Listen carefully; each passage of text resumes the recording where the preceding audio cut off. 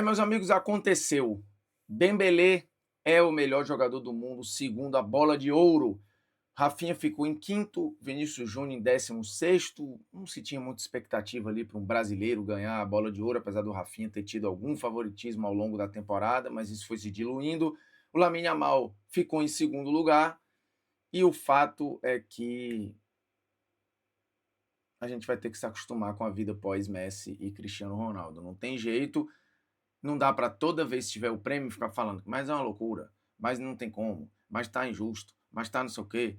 Porque assim, vai ter revezamento e vai ficar caindo no colo de uma galera aleatória aí mesmo. Não tem jeito. Até alguém dominar por mais um tempo. Pode ser que esse alguém seja o Yamal, que não ganhou agora, mas vai ganhar em algum momento. Isso é, para mim, é evidente.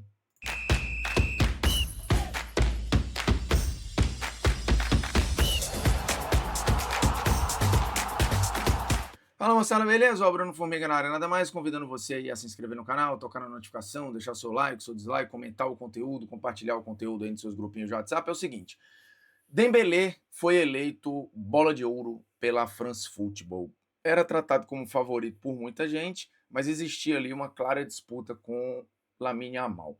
Em algum momento da temporada, e isso aconteceu por muitos meses, o Rafinha era o virtual favorito, ou o cara que mais estava fazendo para ganhar o prêmio.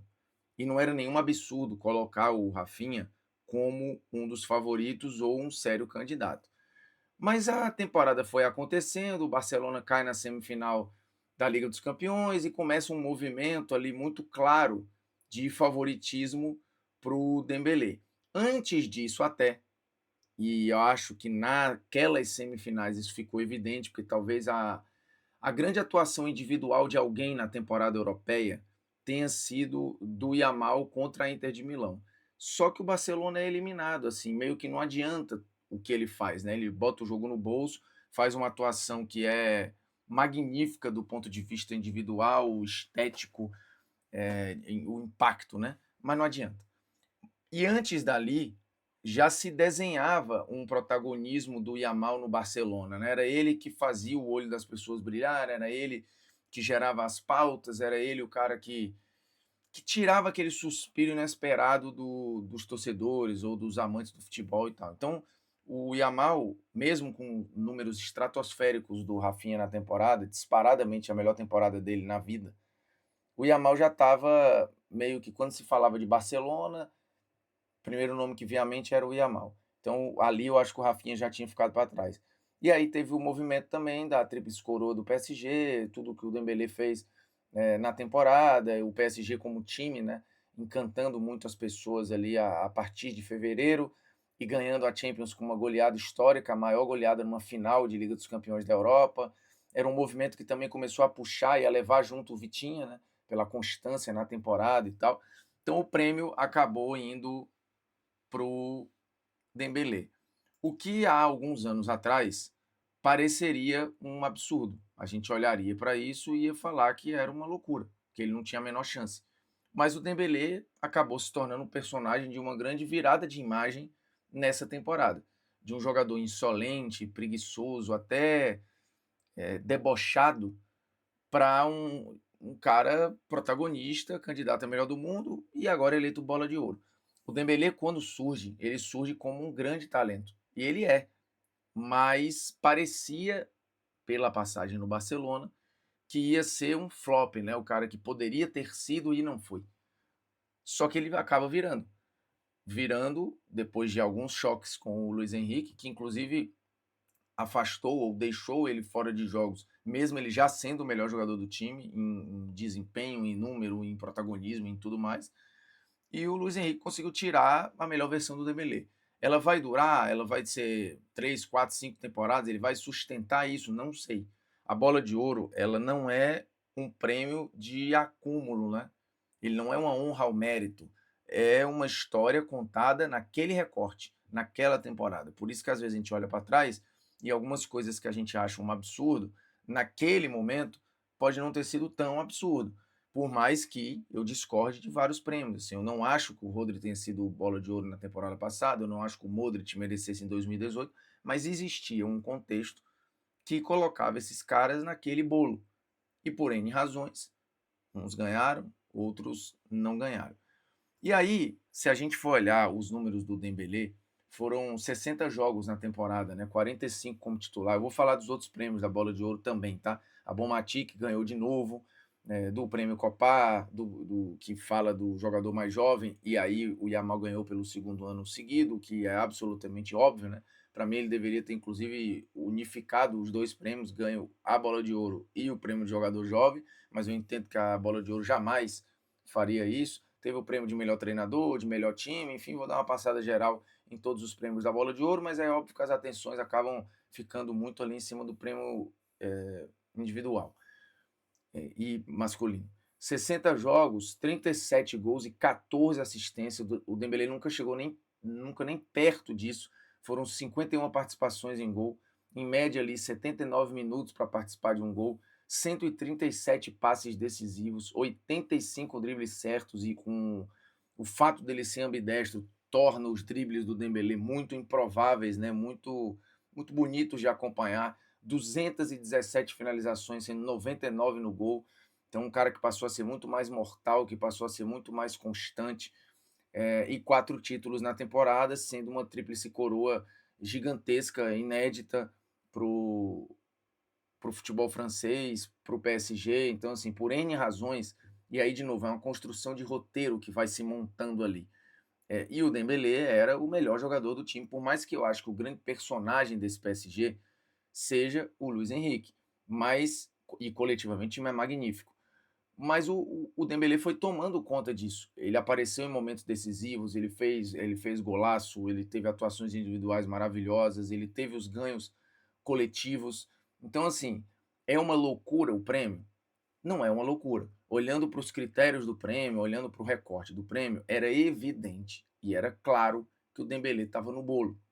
E aí, putz, francês, do PSG, um título inédito, uma história de remontada pessoal. Existem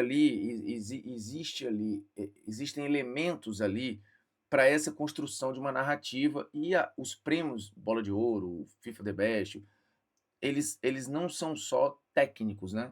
Eles são prêmios que contam histórias. E a história do Dembélé é uma ótima história, como a do Yamal seria fantástica também, batendo um recorde de jogador mais jovem a ganhar o prêmio. Para mim, o Yamal foi o maior impacto da temporada. Para mim, ninguém jogou mais futebol que o Yamal na temporada. Por mais que, de novo, o fato do Barcelona cair na semifinal abre caminho para essa tríplice coroa, que ela é histórica, então você premia também esse todo. Mas o Yamal ganhar, eu acho que ele foi o cara que mais jogou na temporada. Eu não vi ninguém jogar mais futebol que o Yamal. E aí, de novo, aquela velha discussão que eu já tive aqui, ou que eu já tentei explicar várias vezes, para não se apegar só aos números pura e simplesmente, e querer jogá-los ali como se somente os números fossem contar a história e ponto final. Os números do Yamal são abaixo dos números do Dembélé, como os do Ronaldinho, por exemplo, quando ele foi 2 vezes melhor do mundo, também foram números abaixo de uma porção de gente. Mas existia um contexto ali para o Ronaldinho ser eleito, e para mim, principalmente em 2005. Em 2004, há algumas controvérsias do prêmio, mas em 2005 eu acho que ele é irretocável, ele é incontestável. Não há nada para se falar do prêmio de melhor do mundo do Ronaldinho. Lembrando que ele não ganha as 2 bolas de ouro, né? Ele ganha o prêmio da FIFA 2 vezes, mas ele não ganha as 2 bolas de ouro. E aí, enfim, pode-se entender qual era o critério da época, e era um outro momento. Mas somente os números do Yamal não vão tirá-lo da briga.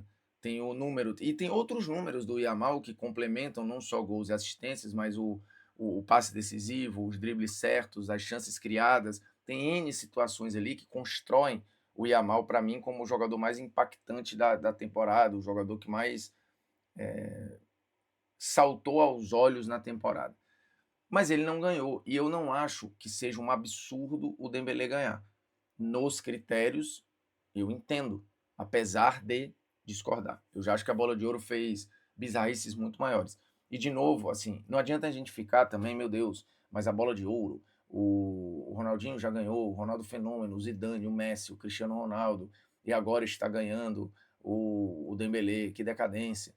Assim, cara, se a gente for olhar a história da Bola de Ouro, principalmente quando não tinha os não europeus concorrendo, a gente já teve vários prêmios, assim, que dificilmente o cara ganharia hoje, assim, por exemplo, sei lá, o Papan já ganhou, dificilmente ganharia hoje. Então, eu não vou ridicularizar o futebol porque a dominância mudou de mãos e voltou ao normal, né? A era Messi e Cristiano Ronaldo foi uma era fora do normal, em que a gente teve o prêmio sendo dividido por dois caras durante muito tempo. O normal é que você tem ali um cara ganhando um ano, outro cara ganha outro, aí daqui a pouco um ganha dois seguidos, aí volta a ganhar outro, e assim vai. Porque na história da premiação, em via de regra, foi assim. Tivemos recortes temporais breves de alguma dominância de alguém. Mas Messi e Cristiano Ronaldo fizeram uma brecha no tempo só deles que nunca tinha acontecido. E aí não dá para a gente achar que isso vai acontecer de novo em breve. Vai demorar. O que não quer dizer que você desvalorize todo mundo que ganhar a partir daqui. É só uma nova realidade. É que na temporada passada teve o Rodri ganhando e poderia ter sido o Vinícius, acho que ali a gente teve uma injustiça, que agora foi o Dembélé, mas poderia ter sido o Yamal, que na próxima temporada vão ter outros candidatos e imagino que o Yamal vai ficar na briga durante décadas aí, porque ele é um craque geracional, como o Mbappé está sempre na disputa, como o Salah normalmente está na disputa, inclusive ficou em quarto lugar, o Vitinha ficou em terceiro, o Yamal ficou em segundo. O Vitinha em terceiro, eu acho que foi construído um hype ali em cima do Vitinha, mas eu acho que teve gente que jogou mais bola que ele. Inclusive, assim, se a gente for olhar meio campistas, eu acho que, pô, talvez o Pedri tenha jogado mais que o Vitinho na temporada, mas o Vitinho jogou muito mesmo, e também não acho uma loucura não ficar brigando aqui também pelo terceiro lugar. E óbvio, um time que ganha uma tríplice coroa vai ter uma certa dominância na lista ali, tanto que o PSG teve uma indicação que jamais aconteceu, assim, nem o Barcelona 2015, nem o Barcelona do 2009 teve tanto indicado ao mesmo tempo. Assim, isso quer dizer que esse time é melhor do que aqueles? Não, é um contexto, é um espírito do tempo ali. O Luiz Henrique, por conta de tudo isso, foi eleito o melhor treinador da temporada e acho que isso era uma obviedade, né? Uma estética maravilhosa, um outro roteiro fantástico também, com a história da filha dele. A gente bateu muito nessa tecla aí na TNT. E acho que de fato nenhum time coletivamente apresentou um futebol tão rico, tão bonito, tão bem treinado quanto o PSG. É a segunda tríplice coroa que o Luiz Henrique ganha na carreira. Ele entra ali num grupo muito seleto de treinadores que ganharam tríplice coroa com mais de um time. Então, assim, o Guardiola tá ali, né? E ele tá nesse bolo aí. São espanhóis, por coincidência, e lapidados de certa forma com o DNA do Barcelona, que ele claramente tentou levar ali para aquele time do PSG, sendo evoluída a versão, né? E não estou dizendo necessariamente superior, ou não vou entrar em comparações aqui, mas um time até mais rápido, né? Um time mais direto, um time mais mortal até nas transições. E acho que não há dúvida de que o prêmio do Luiz Henrique era esperado e foi bastante justo, né?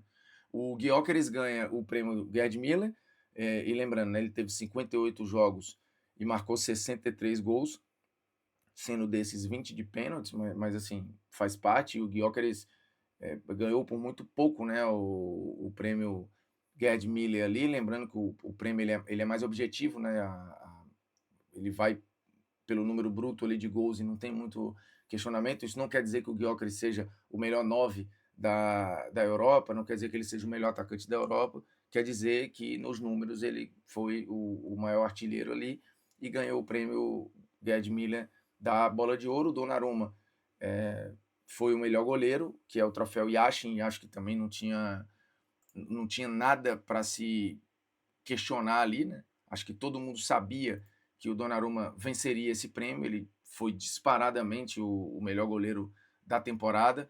E, de novo, assim, é um cara que, quando chega no PSG, falha em vários jogos, também é tratado como decepção, e se reinventa dentro da temporada ou dentro do próprio clube e faz uma temporada magnífica. E, curiosamente, ao fim desta temporada magnífica, o seu treinador não quer mais contar com ele, e o Donnarumma já está lá prestando os seus serviços no Manchester City. Mas ele ganha enquanto goleiro do PSG, pelo que fez pelo PSG, né? O nome do Manchester City vai acabar aparecendo ali, mas o City não tem absolutamente nada a ver com isso, né? Assim, nada a ver com isso.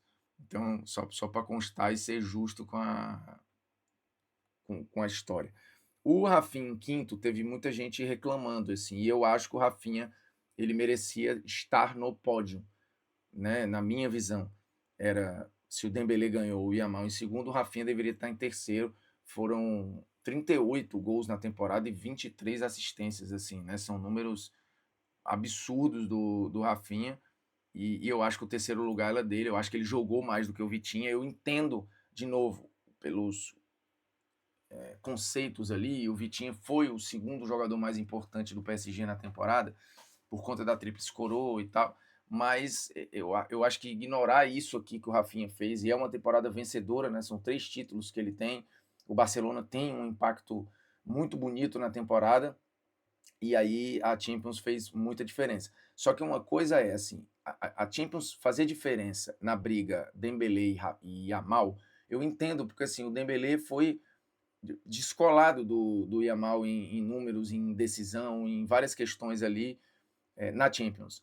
O Rafinha, ele tá assim, ele tá anos-luz, mas mais ainda do que a diferença Yamal e Dembélé comparado a Rafinha e Vitinha, por exemplo, que de fato vai muito bem, é eleito o melhor jogador em vários jogos ali do PSG e tal. Mas, cara, assim, as maiores atuações individuais, e para mim, apesar de tudo, o Rafinha foi o melhor jogador da Liga dos Campeões da Europa. Eu acho que ele jogou mais do que o Vitinha, 64 jogos, 60 como titular, uma constância gigante, 38 gols e 23 assistências, são 61 participações em gol e 87 minutos para participar de um gol, 46 chances criadas, 169 passes decisivos, 5,6 finalizações para marcar, muita objetividade e 3 títulos na temporada, ficando em quinto lugar. Óbvio que o Rafinha talvez jamais tenha imaginado ficar num top 5 da Bola de Ouro. Mas, de novo, como é um recorte, olhando para a temporada, eu acho que o Rafinha deveria ter ficado em terceiro lugar, e acho que o Rafinha jogou claramente mais que o Salah, que a partir de um determinado momento na temporada, depois da eliminação da Champions, e aí ele foi muito mal na eliminação contra o PSG, ele jogou muito mal. A partir dali, ele segue tendo um impacto, mas há um pouco de diminuição. O Rafinha não, ele segue aumentando o seu impacto, o seu protagonismo dentro do Barcelona, que foi tratado ali junto com o PSG como o melhor time do mundo na temporada passada. O Liverpool foi em algum momento, acho que ele saiu desta briga a partir do momento que foi eliminado da Champions. Então eu acho que o Rafinha jogou mais do que o Vitinho e o Rafinha jogou mais do que o Salah. Se tem algo aí para a gente reclamar, eu acho que é a colocação do Rafinha na bola de ouro. E assim, por último, temos a Bonmati ganhando o prêmio de melhor jogadora do mundo mais uma vez, né? Então, assim, terceira vez consecutiva. Acho que o que acontece? O Barcelona não foi o campeão da Champions, a Espanha não foi campeã da Euro, né? O Arsenal ganha a Champions, a Inglaterra ganha a Euro, e aí você pensa, putz, será que não teve ninguém ali com impacto individual, assim, para saltar os olhos e entrar nessa briga firme? Eu diria que não. E aí você tem a dona do cinturão mantendo atuações individuais muito fortes, o Barcelona de novo indo longe em tudo. E aí para tirar o cinturão é igual numa luta, assim, você tem que ser massacrado ali para o seu desafiante levar. E eu acho que não teve nenhuma desafiante que tenha conseguido colocar a Bonmati nas cordas. Então, apesar de, e aí são recortes engraçados, né? Porque você tem, pode parecer contraditório para quem vota no masculino e no feminino, essa distinção, mas acho que são contextos e ambientes diferentes. A Bonmati vinha de 2 títulos seguidos, então ela já parte muito na frente das outras, muito na frente. A percepção é muito diferente para ela em relação às outras. E não teve ninguém que se descolasse das demais para encostar na Bonmati, nem do Arsenal, nem Inglaterra, nem Assim, a Marta teve a reta final absurda ali na Copa América, mas também acho que é insuficiente. E a Bonmatí ganha pela terceira vez, assim, ela era a favorita e esse favoritismo foi confirmado com o título da Bonmatí. Quantas ela ainda vai ganhar? Não sei. Será que ela iguala a Marta? Não dá para saber, assim. O fato é que o Barcelona dela vai continuar disputando tudo. Ela meteu 20 gols e deu 16 assistências nessa temporada, né? Ganhou 3 títulos. Então, assim, vai continuar disputando. Assim, a chance dela colar, dela encostar na Marta é grande. E eu não estou dizendo aqui que ela é melhor do que a Marta. Eu estou dizendo que, numericamente, ela pode encostar. Né? Ela já ganhou a Copa do Mundo, já o time, o Barcelona, a Espanha segue sendo uma seleção muito forte, o Barcelona segue sendo uma seleção muito forte. Ela vai continuar competindo pelos maiores títulos e mantendo o que ela está mantendo, ela vai continuar sendo uma figura fundamental nessas disputas. Então, cara, assim, eu acho que a gente deveria virar o disco dessa parada de ficar, mas, poxa, como é que pode? Bola de ouro e não sei o quê, agora acabou. O que foi a bola de ouro um dia. Porque esses momentos são cíclicos, a gente já viveu isso em outros recortes históricos, as coisas passam e você tem mudanças de dominância. É normal. O que foi anormal, repito, é a era Messi e Cristiano Ronaldo. Só para passar a lista bonitinho, você que talvez estava em Marte e não viu o final, o ranking ficou assim. E aí eu vou deixar bonitinho. Pronto. O ranking ficou assim. O Dembélé ganhou, o Yamal ficou em segundo, o Vitinho em terceiro, o Salah em quarto, o Rafinha em quinto, o Hakimi ficou em sexto, e eu acho que individualmente, olhando para o time, né, por exemplo, o Donnarumma foi mais importante que o Hakimi, né, tipo assim, se o Hakimi ficou em sexto, o Nuno Mendes deveria ter ficado em sétimo, já, porque os dois laterais jogaram uma barbaridade, mas tudo bem. Acho que o Pedro jogou mais do que o Rafinha na temporada, o Kvaratskhelia, não o do Napoli, né, o do PSG, ele jogou meia temporada só e ficou em 12º, aí depois vem Harry Kane, o Doué, Gyökeres e tem a lista, tudo Vinícius Júnior ficou em 16º, né, segundo no ano passado e 16º é uma queda gigante, Lewandowski em 17º, eu acho que o Leva jogou mais do que o Vini na temporada passada, McTominay, João Neves, Lautaro, que tinha gente querendo que ele ganhasse, mas aí depois da derrota do jeito que foi na final lá, impossível, Guirassy que jogou muito, McAllister, Bellingham, Fabian Ruiz, Dumfries, Fabian Ruiz acho que jogou mais do que uma galera aqui, mas tudo bem, Dumfries, Haaland, Rice, Van Dijk, Wirtz e Olise do Bayern de Munique. Essa é a lista final, né? Eram 30 indicados e aí pela votação fica essa galera aqui. Só para passar aqui, eu acho que tem a lista que a gente vai ver da história da competição, para você ver como em alguns momentos a gente já teve vencedores que vai falar, esquisito, hein? Pô, a bola de ouro enlouqueceu.